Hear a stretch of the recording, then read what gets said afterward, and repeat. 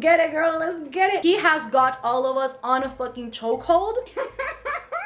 Hello book friends, welcome back to my channel, or welcome if you're new. My name is Mel, and today I bring you guys another not Community Wednesday. I still don't know what to call these. I have been going back and forth for months now. I'm like, ask Mel anything. Community Wednesday. I still to this damn day don't know what to call this series. If you can think of any interesting cool title, let a girl know, because honestly, Community Wednesday, no. However, I asked you guys over on the Instagrams to send in all of your bookish hot takes. The hotter, the better. We've done similar installments to this before where I reacted to your basic book opinions, your unpopular book opinions. However, today's subject matter is all bookish hot takes, things that are not necessarily an unpopular opinion, but something that in general you guys just wholeheartedly, with your whole chest, believe. And I am very excited to see what those are going to be. So today, I'm gonna be reading them for the first time, reacting to them, saying if I agree or disagree, and you guys are more than welcome to engage in the comments, reply to some of these, all of these, and create some more interesting conversations. And if you have any other book hot takes that are not in this video but you still want to bring up to light, let a girl know. I'm very interested to see what those would be. And before I dive into all of those opinions, all of those hot takes, let's talk about the sponsor of today's video, which is Book of the Month. You guys know me. I love books. You love books. And Book of the Month is probably the best book service for readers like you and myself. They are a super popular and fast-growing online book service for readers, and their mission every single month is to give you a curated selection of new and early release titles so that you can spend more time reading and less time researching, which is always pretty darn cool. Every single month, their amazing team vets through hundreds of books, and they give you a selection of now not only 5, but from 5 to 7 books to choose from every single month. Book of the Month is also extremely cool, and it is risk-free, so you can cancel any month at any time and you will not be charged for that month. And if you use my code MelReads, you can actually get your first book for $9.99, which is a steal for new hardcover fiction. So don't say I didn't tell you, because I sure have. This month, like I said, they have 7 picks. 7! And for March's white selection, we start out with The Cartographers, which I am super excited about because it is a fantasy book, and if you know me, I'm always looking forward to those. Not only that, but it also revolves around libraries after our main character finds her dead father in the New York Public Library. And now our main character, who is also a disgraced cartographer, has to find her north ASAP. And then we have other book picks like Dating Dr. Dill, The Book of Cold Cases, The Verifiers, The Unsinkable Greta James, a true crime pick, Tell Me Everything, and one of my most anticipated releases for this year, The Paris Apartment by Lucy Foley, which I am super excited to read. And look at the blurb that they put on the website. Sometimes you visit the city of lights and the vibe is just off. You know what I mean? Looking at you, neighbors. Isn't that blurb just fantastic? I don't know why I'm picturing like a Gossip Girl voice, but I'm living. So thank you so much to Book of the Month for sponsoring today's video, and without further ado, let's get right into your bookish hot takes. Let's see what we're starting with.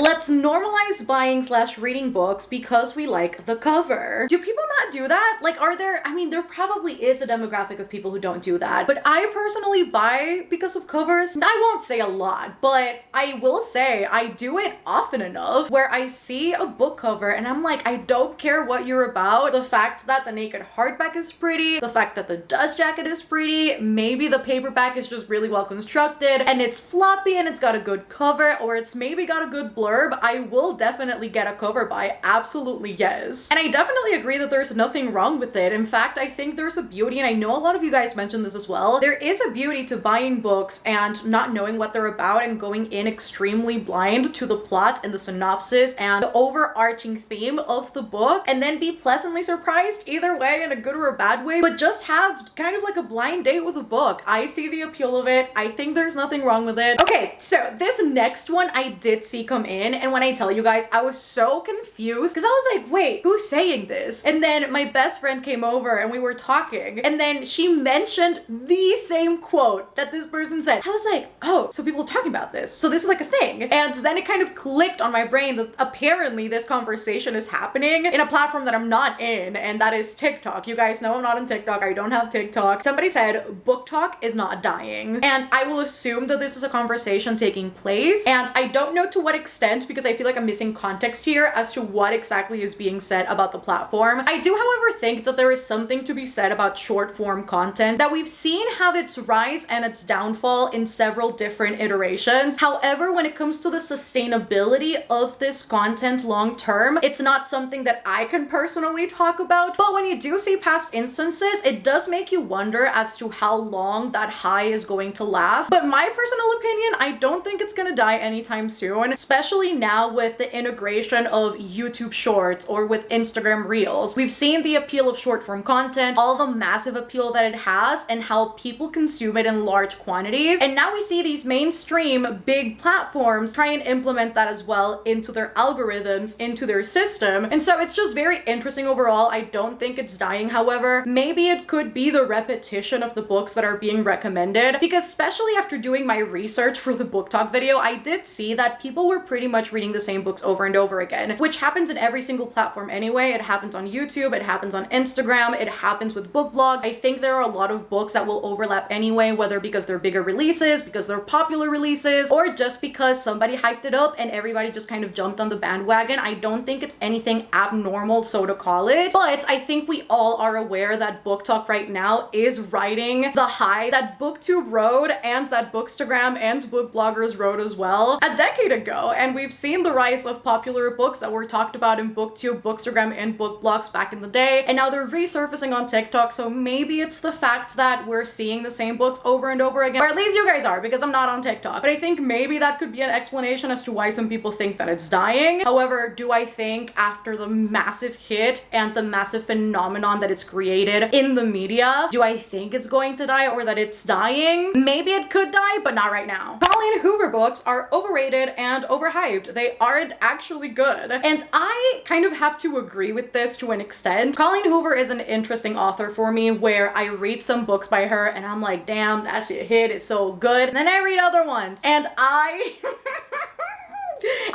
kind of go back and forth in my opinion of her books. I think that all of her books contain taboo elements, and I think all of her books have certain execution points that just do not hit. And I think it's a pretty common point with every single book that I read, even the ones that I've enjoyed. I definitely spot certain elements that I go, why? Why did this need to be here? Why did we execute this way? However, I will say in terms of the themes that her books tackle, I personally really enjoy them, and I find myself relating to certain elements and themes very closely and personally in a way that I haven't found myself not necessarily connecting with, but I think overall finding with other authors. And so while I think that a lot of her hype is hype and it doesn't necessarily equate to good, fantastic writing, I do think there are some gems in there that are worth the read. But that's also coming from the person who has not read the majority of her backlist, because I honestly just don't care.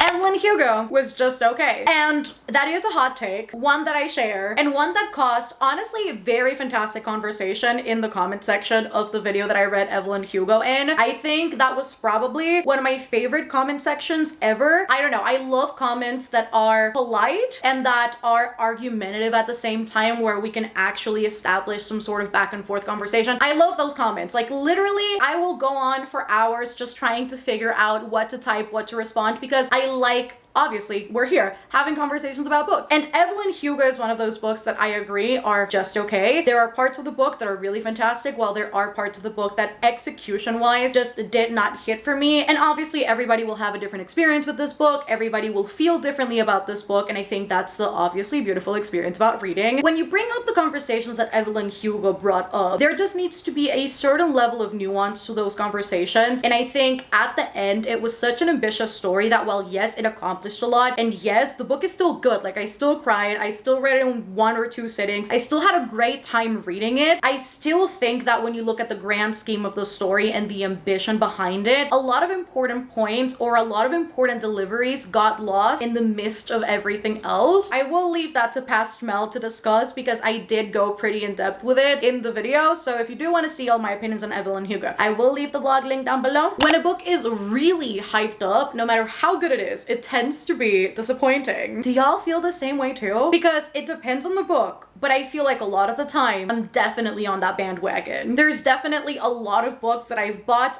read, and not necessarily enjoyed because of the hype, and I went in just with my own expectations and also everybody else's expectations. And I think when everybody else's expectations are clouding your judgment, not your judgment, but they're kind of clouding your reading experience, and you kind of feel everybody on top of you go like, love it, love it, love it. It's literally like the two little like angel and demons like just talking behind your shoulder or on top of your shoulder. That's kind of what the reading experience feels like sometimes. And I'm also the type of person that the more I hype myself up for a book, the more disappointed I will leave. And it's such a personal experience, but I tend to do this to myself a lot. I build up expectations about the writing. I start picturing certain scenes in my head and I'm like, oh my god, it'd be so cool if this happened. And then when I get to the actual book, I'm like, shit dog, none of that happened. And so I leave disappointed, but it's like a cage of my own making, and I end up kind of bringing that up on myself. So I definitely agree, not with every instance. However, it does happen quite often. And that's why I'm a huge advocate of, if you feel like you're the type of person that tends to enjoy books less because everybody is talking about them, waiting a while to read it is healthy too. That is literally me with a crown of gilded bones. This is a hot take that I agree with, and I'm just gonna put it here because let's push the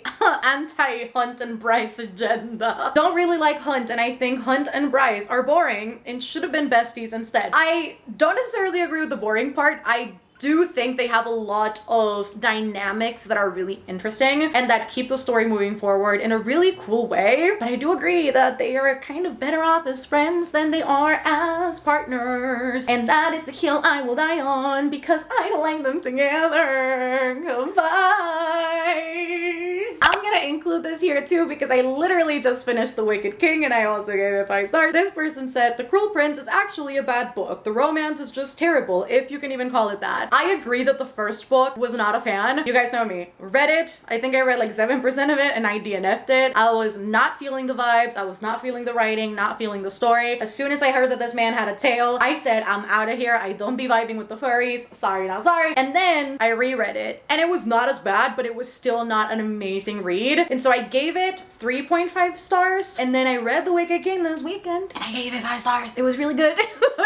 I really loved The Wicked King. I think in writing and plot and execution and progression, plot twists, everything, it was so much better than the first book. I still do think that execution wise, maybe these books could have been longer and that could have given the author more room for the lore, for the world building, for the politics, for the romance, and for everything to just develop a little bit more seamlessly, because obviously the books are hella short, but I kind of like that they're short. I'm a walking contradiction when it comes to the Cruel Prince series, but I have to say, I'm kind of vibing. This is no longer a Cruel Prince, the Folk of the Air hate channel. That is not what we are anymore. Annotating distracts from reading. And I have to agree to a certain extent. Annotating is one of those experiences that, while in some books it pulls me into the story, there are some instances where it makes me overly analytical of what's happening in the text, and I tend to judge it a little bit more harshly. And so annotating is one of those things that, depending on what book you're reading, when you're reading it, and how familiar you are with the experience of annotating, it's definitely something that can take you out of the story. And it can also make reading take a little bit longer than if you were to just read the book without annotations. And so I definitely agree with that. I just love defacing my books. I'm a bit of a monster, but it's fine. This always comes up. The Normal People TV adaptation was 10 times better than the book, and I believe you. I haven't even watched it, have no desire in watching it. I wholeheartedly buy this. The book, to me, it's like the show cannot get worse than the book for me, because the book is already like 1 star. Sometimes when you've got things visually, sometimes when you can fix things, when you can fix dialogue, when you can fix the chemistry of the actors, when you can just get a sense of what this would look like in real life, there are a lot of things that you need to change in order for things to seem more organic and natural. So even though I haven't watched it and I have no desire to, I'll go ahead and say I believe you. Special edition books / sets are becoming overpriced. I think they were always overpriced, and I think to an extent you can justify it, but a lot of the time the prices really are outrageous. And I just remember looking at special editions and going, I wish I could have you. However, in the midst of everything else that I need to spend money on, everything else that's actually important to kind of pay off, I cannot justify spending $200 on 3 books just because they're pretty. So it's definitely a luxury item. It's definitely something to splurge on, but I definitely do think that they were always expensive. I don't know if maybe before I entered the book space days they were cheaper. Please do let me know in the comments if they were, because I want to go back to those days. But truthfully, they are quite pricey. They do be hurting the wallet, and sometimes I just kind of look at them and I go, hasta pronto, hasta luego, no eres para mí. Because honestly, I think with the amount of box sets and the amount of special editions coming out nowadays, it's not only super overwhelming, they're super expensive, and a lot of bookish boxes do tend to repeat the sets over and over again, and it's consumerism at its finest. Brandy Sandy is the king of fantasy. I don't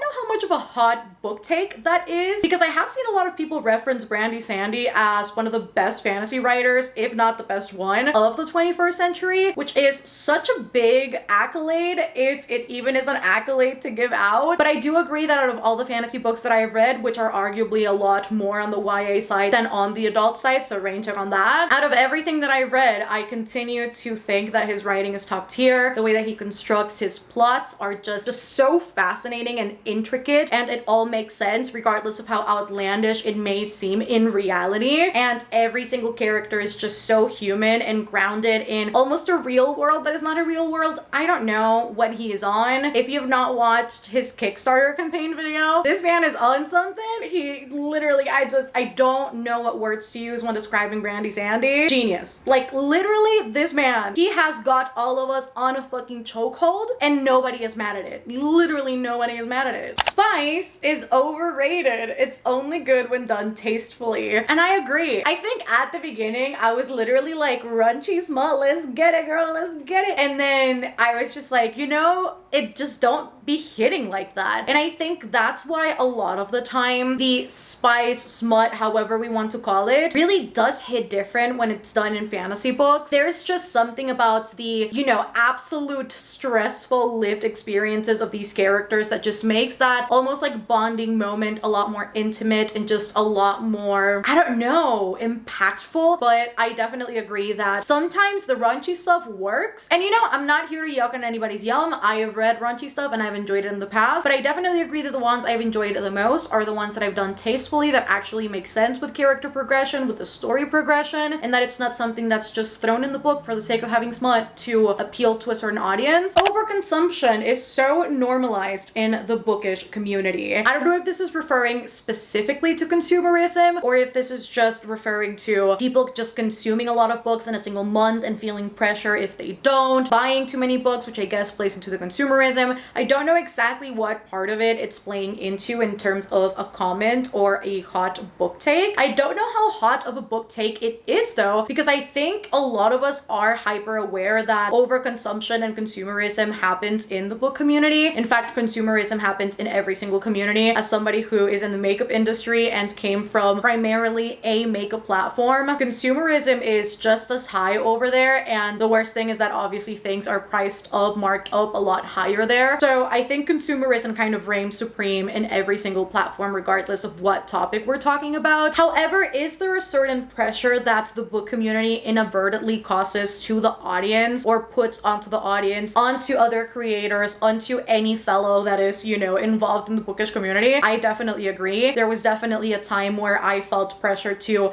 upload certain videos, put up too many videos, read too many books, buy too many books, and I think it's something that you kind of have to unlearn the more that you're into the community, that each journey is its own and that you don't have to be consuming 10 million books a month or buying 10 million books a month, because it's A, unrealistic, and B, it's just not a lifestyle that's worth living. And so if reading is gonna become a stress in your life, then why read at all? Like, it's not meant to be stressful. It's meant to be a hobby. It's meant to be escapism. It's meant to be fun. And so I definitely agree that there is a lot of it. Toxic alpha males as the romantic lead often is harmful because it romanticizes abusive actions. And I definitely do agree. I also think there's a lot to be said about the male stereotype that we've seen a lot in media and that we've just seen a lot in communities, where male presenting individuals are always pressured to be masculine and to not cry and to not like certain hobbies, certain colors, certain ways of dressing. And so I definitely do think that having the toxic alpha male that is very clearly, once more, toxic, that is just exuding that I am the male and you shall listen to everything I say and do vibe, I definitely do agree that it's not only harmful, but it continues to perpetuate an issue that I think we've seen for such a long time. And I think that also has a lot to say about how also as writers, as individuals, whether we are female presenting, male presenting, we are always kind of rationalizing that behavior, and it's something that we're still unlearning. And so I definitely do agree that it's just harmful for presentation, and it's also perpetuating an issue. The writing in From Blood and Ash is mediocre, and I have no idea why it's so popular. And to this, I also agree. When I was reading From Blood and Ash, it was an interesting case of everybody adored the first book, and I was like, you know, I understand why people like it. I still enjoyed it myself. However, the voice that the author used when writing this book, particularly the first one, was definitely something that I didn't enjoy, and oftentimes I wanted to kind of punch Poppy on the face. I was like, dude, let's get it together, girly. Also, the plot twists were really predictable, and when I look at the overall plot points, when I look at the plot twist, when I look at the writing, it has a lot of tropes and executions that I have seen in other really popular fantasy romance stories. And so when it comes to JLA, and I know a lot of people say this, it definitely does seem like she reuses, recycles a lot of what other authors have done, and I just find it very, very interesting as a whole. So I definitely do agree, although I was trash for the second book, that it definitely is not anything phenomenal writing wise. But everybody will have a different experience with it, and I know some people would beg to disagree. And that is it for this episode of whatever this is called, Community Wednesday, not Community Wednesday, Ask Mel Anything. Though you guys are not asking me anything, in fact, I'm asking you, but I'm just reacting to what I asked you. You know, we're gonna have to come up with a really clever title for this, because the more I think about it, the more my brain just wants to implode. So I hope that you guys enjoyed this episode of Bookish Hot Takes. If you did, don't forget to smash that like button down below, and also just let me know down in the comments, do you agree, do you disagree, what other bookish hot takes do you have that you'd like to share with the people down in the comments so that we can further discuss all of these things, because I am always in for a good bookish discussion. Don't forget to subscribe down below if you haven't done so already. I am constantly uploading videos that I am sure you do not want to miss, and if you want more content from yours truly, I do have a Patreon. We call ourselves the Citadel, and there is always stuff happening over there that you're not gonna see anywhere else, so I definitely suggest joining the family. Down in the description where you'll find a link alongside all of the links to my social medias. If you reach the end of the video, let's leave the eyebrow raise emoji. Once more, thank you so much to Book of the Month for sponsoring today's video. Don't forget that you can use the code MelReads to get your first book for $9.99, which again is a steal for new hardcover fiction, and you guys just know how much I love them. But you know who else I love even more? You guys. I love you guys so much, and I shall see you on the next one. Bye, guys.